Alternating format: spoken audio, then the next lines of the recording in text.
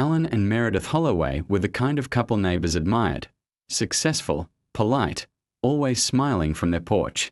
Their children, Eli and Grace, played quietly in the yard, never raising suspicion, never making a sound loud enough to suggest the darkness festering behind their front door. But in one brutal night, everything collapsed, and the truth about what really lived inside that perfect house shocked an entire town. The Holloway family lived in a neat, two-story house on the last lot of a quiet cul-de-sac in a suburban neighborhood, just outside Charlotte, North Carolina. Their home, painted in soft gray with crisp white trim, had a wraparound porch, a manicured lawn, and blooming flower beds that changed with the seasons. To everyone around them, they were the ideal family, well-mannered, well-dressed, and seemingly free of the troubles that affected others. Alan Holloway, the father, was a skilled architect known for designing custom homes across the region. He often worked long hours but was admired for his attention to detail and dedication. Meredith Holloway, the mother, was an elementary school teacher who spent her afternoons grading papers and preparing lesson plans, always with a smile. Their children, Eli and Grace, were quiet and polite, rarely causing a stir. Eli was a tall, skinny teenager with a quiet presence. He didn't speak much but was respectful and never got into trouble. He spent most of his time in his room, often sketching or reading. Grace, his younger sister, was cheerful and energetic. She played outside on the driveway after school, skipping rope or drawing with chalk, her laughter often echoing through the neighborhood. She was the kind of child everyone loved, bright, innocent, and full of life. To their neighbors, the Holloways were the kind of family people wanted to be around. They hosted block parties, helped organize school events, and even decorated their home with festive lights every holiday season. Behind the perfectly trimmed hedges and freshly painted shutters, no one imagined that anything was wrong. Nothing ever seemed out of place. There were no police calls, no loud arguments, no visitors in the night. People waved at Alan when he came home from work. Meredith chatted with other parents at school pickup. Eli's teachers called him a good student. Grace's friends adored her. On the surface, everything looked right. But as is often the case in stories like these, appearances concealed more than they revealed. Underneath the surface of the Holloway home, small cracks had begun to form, subtle, almost invisible to the outside world. Finances were not as stable as they once were. Alan's once thriving business had begun to struggle, though he told no one. Meredith had grown distant in recent months, her smile more forced, her energy a little less bright. Eli had grown quieter, withdrawn even from those he was once close to. The closeness that once bound the family together had started to fade, replaced by long silences and unspoken tensions. But even then, nothing outwardly pointed to anything sinister. So when the news broke one fall morning that the Holloway home had become the center of a brutal and unexplained tragedy, the neighborhood was stunned. A house they passed every day, a family they thought they knew, was now wrapped in crime scene tape. The perfect family had shattered overnight, and no one saw it coming. On the morning of October 13th, the quiet calm of Willow Creek Drive was shattered just before sunrise. The sky was still dark when Lila Peterson, the Holloway's next-door neighbor, called 911. She had been awakened by what she described as a sharp, metallic crashing sound followed by a woman's scream. It lasted only seconds but chilled her to the bone. She hesitated for a moment, unsure if she'd imagined it, but then she noticed something strange. The Holloway's porch light was still on, and their front door appeared to be slightly ajar. That was unusual. Meredith was meticulous, never the type to leave a door open or a light burning through the night. Lila dialed the police. When officers arrived just after 5 a.m., the front yard looked normal. The curtains were drawn, the car was in the driveway, and the porch light flickered in the early morning mist. But the moment police pushed open the front door, the scene inside told a very different story. The house was silent, too silent. No footsteps, no television, not even the hum of the refrigerator could be heard over the officer's breathing. And the creak of the hardwood floor. The first body was found in the kitchen. Meredith Holloway lay sprawled near the dining table, surrounded by broken glass and a pool of dark, drying blood. Her injuries were brutal, blunt force trauma to the head and deep bruising across her arms, as if she had tried to shield herself from the blows. A fireplace poker, heavy and slick with blood, lay discarded beside her. The officers moved cautiously through the rest of the house. Nothing was stolen. There were no signs of a break-in. The living room was untouched, the television still off, and every valuable in sight. It didn't look like a robbery gone wrong. It looked deliberate. Upstairs, the horror continued. Grace Holloway, just 9 years old, was found in her bedroom. She lay under her blankets as if asleep, but her lifeless body told a different story. She had been smothered in her sleep. No signs of struggle, no noise, no warning. Her room remained tidy, her night light still glowing faintly in the corner. The contrast between the innocence of her room and the violence that had taken place there was difficult to process. There was no sign of Alan Holloway or Eli. Their beds were empty. Their phones were missing. The garage was closed, but the family's second car, a dark blue SUV, was gone. A bolo, be on the lookout, was issued statewide for the missing vehicle. At first, police feared that both Alan and Eli had been abducted, or were victims of some larger crime. But detectives also had to consider another disturbing possibility, that Alan had something to do with what had happened. The idea seemed unthinkable to those who knew the family. But the evidence offered no alternative. As morning turned into day, the neighborhood swarmed with news vans, flashing lights, and speculation. How could something so horrifying happen in such a peaceful home? Where were Alan and Eli? And who, or what, had torn this perfect family apart in the middle of the night? As investigators began piecing together the fragments of the crime scene, they found themselves facing more questions than answers. The brutality of the murders contrasted sharply, with the lack of struggle pointing to someone the victims knew, someone they didn't expect. With no signs of forced entry and nothing stolen, detectives turned inward, focusing on the only two people unaccounted for, Alan and Eli Holloway. It didn't take long for suspicion to fall heavily on the missing husband and father. Detectives began combing through Alan's recent activities, starting with financial records and digital footprints. What they found hinted at a very different picture from the one Alan had presented to the world. His architecture firm, once successful, had been quietly failing. Contracts had fallen through, clients had pulled out, and debts were stacking up. He had maxed out credit cards, opened secret accounts, and even taken out a second mortgage on the family home without Meredith's knowledge. It appeared that Alan had been living a double life, publicly stable, privately unraveling. But the most disturbing discovery came from Eli's laptop, recovered from his bedroom.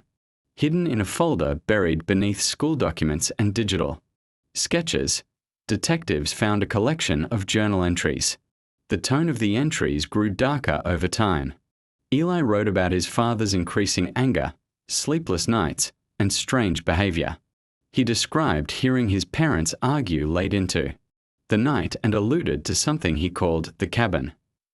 One entry, dated 2 weeks before the murders, read, "He's changing. Sometimes I don't even recognize him anymore. Mom knows something. She's scared. I can tell." Surveillance footage from a gas station 2 towns over provided a chilling timeline. Alan was seen purchasing gas, rope, trash bags, and duct tape 3 days before the murders. The footage was time-stamped at nearly midnight.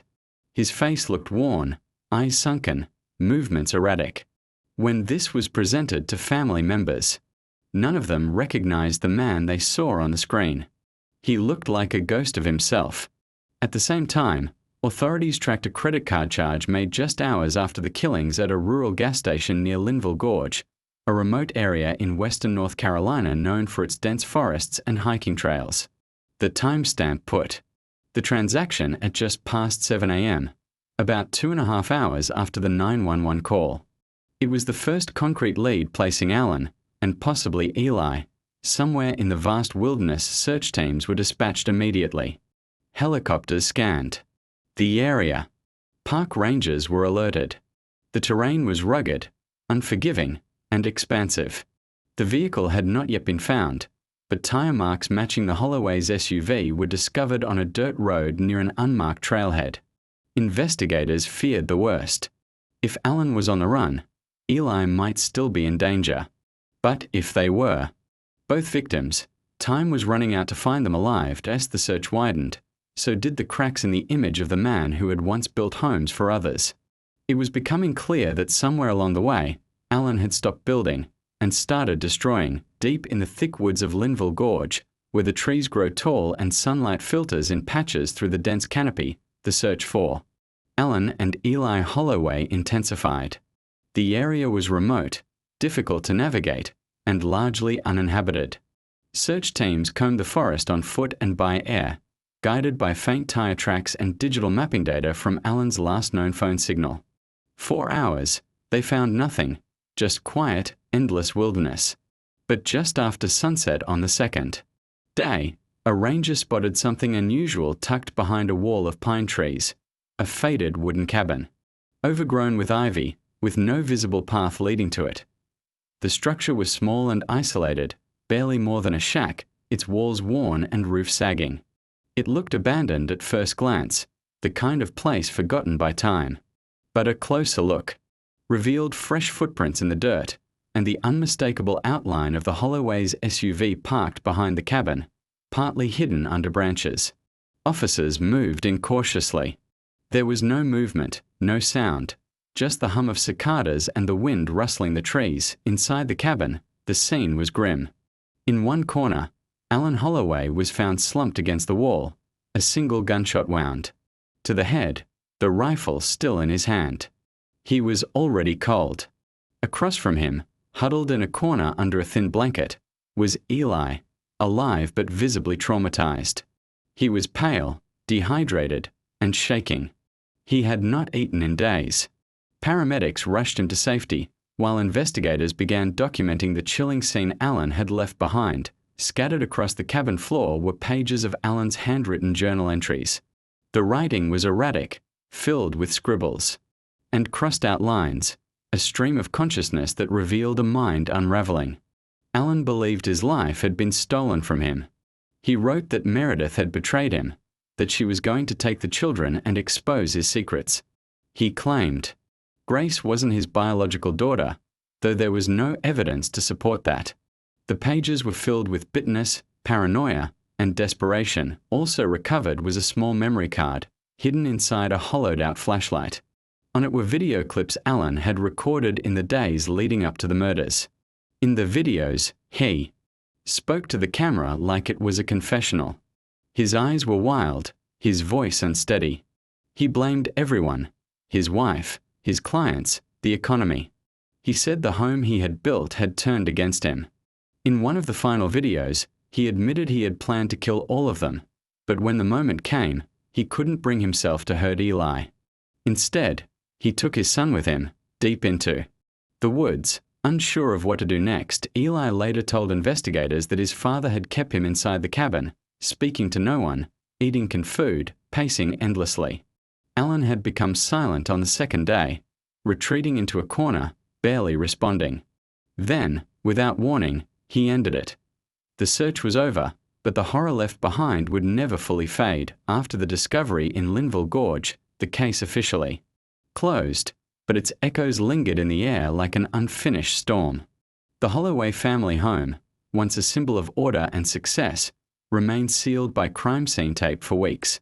Neighbors walked their dogs past it in silence, avoiding eye contact with the front porch that once welcomed guests with flower pots and laughter.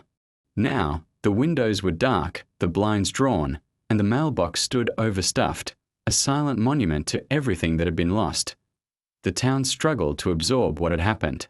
People questioned the signs they may have missed. Parents re-examined their own homes, their own families, wondering how such violence could grow unnoticed. Those who had once praised the Holloways as the ideal family now whispered in hushed tones, picking through memories for any clue that might have hinted at the horror to come. But there had been none. Not really. No shouting, No police visits, no outward collapse. Just quiet smiles, perfect lawns, and the illusion of controlled Eli's. Survival became the center of the community's focus. After being released from the hospital, he was placed in the care of his mother's sister, who lived in another state. Media coverage initially hounded them, but interest faded as the next crime story took hold elsewhere. Still, Eli's name remained in the minds of those who had known him, a boy who had lost everything in one night and survived a nightmare no child should ever face. He withdrew from school for a time and, when he did return to education, used a different name. He never returned to Willow Creek Drive. One of the last acts in the case came quietly. The Holloway home was sold to a private buyer under a different listing name, its address slightly altered in real estate records to distance it from its violent past. The new family painted the exterior, tore out the flower beds, and renovated the kitchen. But some neighbors still crossed the street to avoid walking directly in front of it. The memories were too fresh among the case files and evidence catalogued. By investigators, one item stood out, a small note, written in Eli's handwriting, tucked into a sketchbook recovered from his bedroom. It wasn't entered into evidence, as it didn't pertain to the crime itself, but one officer kept a copy. It read simply, "Everyone said our house was beautiful, but they never saw the cracks inside. Maybe they didn't want to." The story of the Holloways would later be studied in criminology classes and featured in true crime documentaries, not just for its brutality, but for how neatly horror had hidden behind the curtains. In a world obsessed with surface appearances, it became a chilling reminder that darkness doesn't always knock on the door. Sometimes, it's already sitting at the dinner table. And sometimes, the blood that stains a home doesn't spill in. One moment, it seeps in slowly until it becomes part of the foundation.